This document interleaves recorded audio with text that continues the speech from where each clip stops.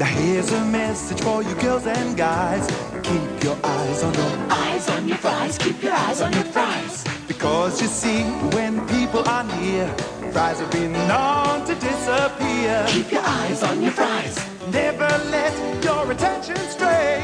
Fries have a habit of going away. McDonald's world famous French fries. Yes, it's a good time for the great taste. Keep your eyes on your fries. Of McDonald's. And who can blame you? For many people in many countries, there's no better way to give yourself a quick, filling treat than by getting a carton of golden French fries, a Big Mac, and your drink of choice. If you've ever wondered how McDonald's fries get that delicious, slightly addictive taste, then you're in the right place. Today, we take a quick peek behind the scenes of the world-famous McDonald's fries.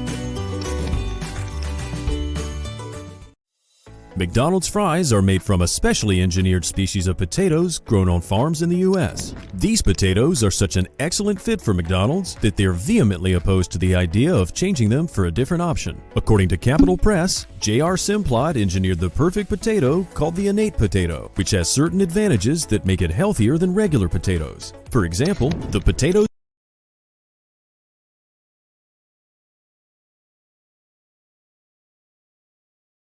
bruise less and produce less of a potentially cancer-causing compound when fried. The two species of potatoes McDonald's favors for their fries are russet Burbank or Chepity potatoes. Russet Burbank potatoes, grown mainly in the Pacific Northwest, are ideal for frying and baking. This makes them the best fit for the iconic golden fries. Did you know that McDonald's fries over 3.4 billion pounds of potatoes each year? That's a mind-boggling amount of French fries, but that probably shouldn't be that surprising, because it's the world-famous Mickey D's after all. The McDonald's fries wouldn't be McDonald's fries if they didn't come in the signature long, crunchy stripes. So, the shape of the fries is as much a part of the experience as the taste, and it comes from the way the potatoes are cut. The potato cutting machine is like a giant wood chipper that works by shooting potatoes into high-pressure water knives at 60 to 70 miles per hour. Workers at McDonald's factories describe the potato cutting machine as being incredibly strong, producing sounds similar to that of some water park attraction gone bad. Once the potatoes have been cut, they're ready for a special bath to wash them.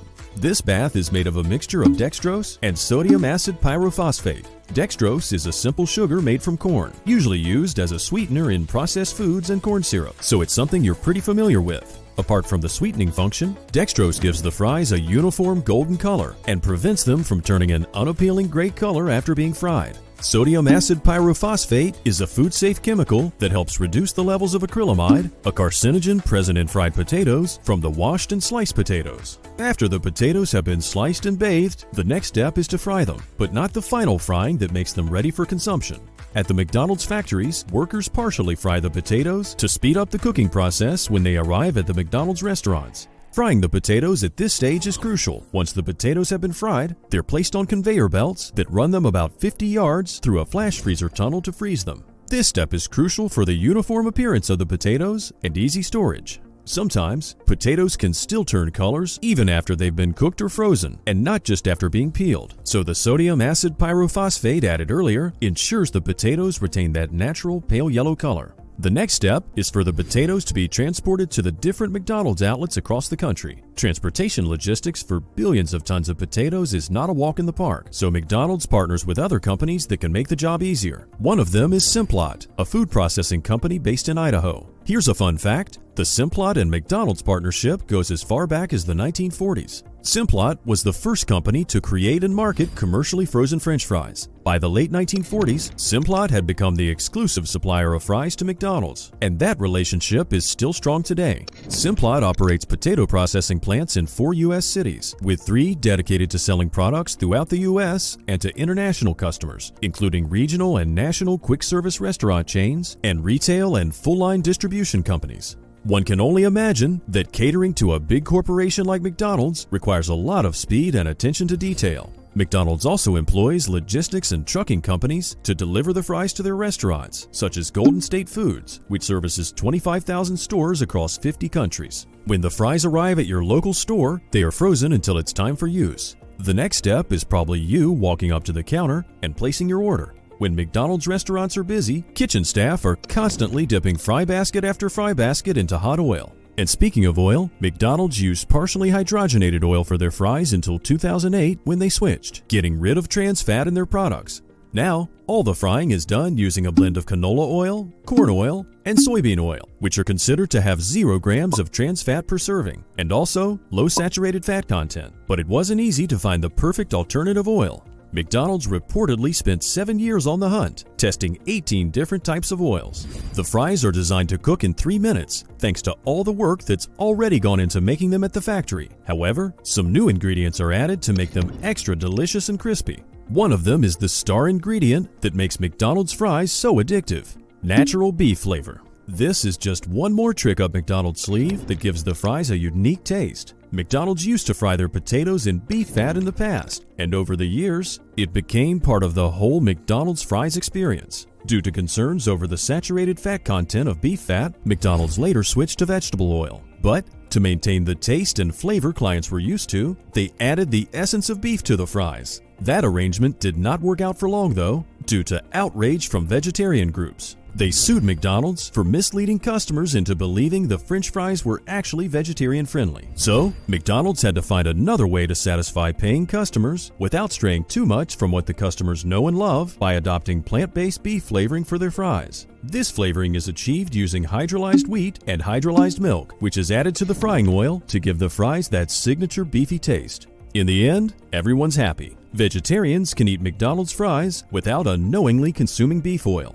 Another special ingredient is a chemical compound called dimethylpolysiloxane, a polymer of silicone. This chemical is not listed on the US McDonald's fries ingredients list because it's not technically one of the ingredients added to the fries, although it is used in the cooking process. Dimethylpolysiloxane is used in the cooking oil to prevent the fries from foaming and boiling over. We wouldn't want the kitchen staff suffering any unnecessary burns or injuries. Also, research has shown that the chemical has the potential to regrow hair.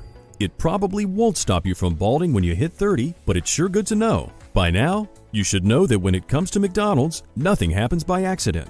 This also applies to the amount of salt added to every tray or box of French fries served at a McDonald's restaurant. Through extensive research, McDonald's has figured out just the amount of salt to add to their fries to keep you hooked without tipping into an unhealthy amount. A typical serving of a small portion of McDonald's fries contains about half a gram of salt. That's about 160 milligrams of sodium per small order and 350 milligrams of sodium for large orders. Compared to your daily recommended amount of sodium, that's reasonable. Now you know how McDonald's fries are not all that delicious after they've been left out for some hours? Well, McDonald's staff are also aware that the fries become less delicious when they're cold. So, they take care not to allow the fries to sit too long before being given to the customers. In fact, McDonald's has a very specific time restriction for how long the fries can sit on the heat tray before they're discarded. In Canada, for example, that time limit is 7 minutes max. However, if you want your fries truly fresh, you can just ask the workers for unsalted fries, and you get a new batch of fries made especially for you.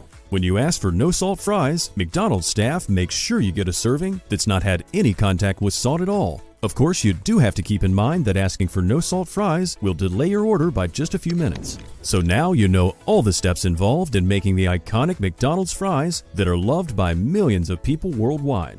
It's almost certain you couldn't watch this video to the end without craving a hot serving of golden, crispy, tender French fries. But at least when you satisfy that craving, you'll know exactly what you put in your mouth. And how cool is that? If you enjoyed this video, don't forget to give it a like and a share, and subscribe to this channel to learn how to make other fun things. Meanwhile, what's your favorite dip to go with your Mickey D's fries? Let us know in the comments. I'm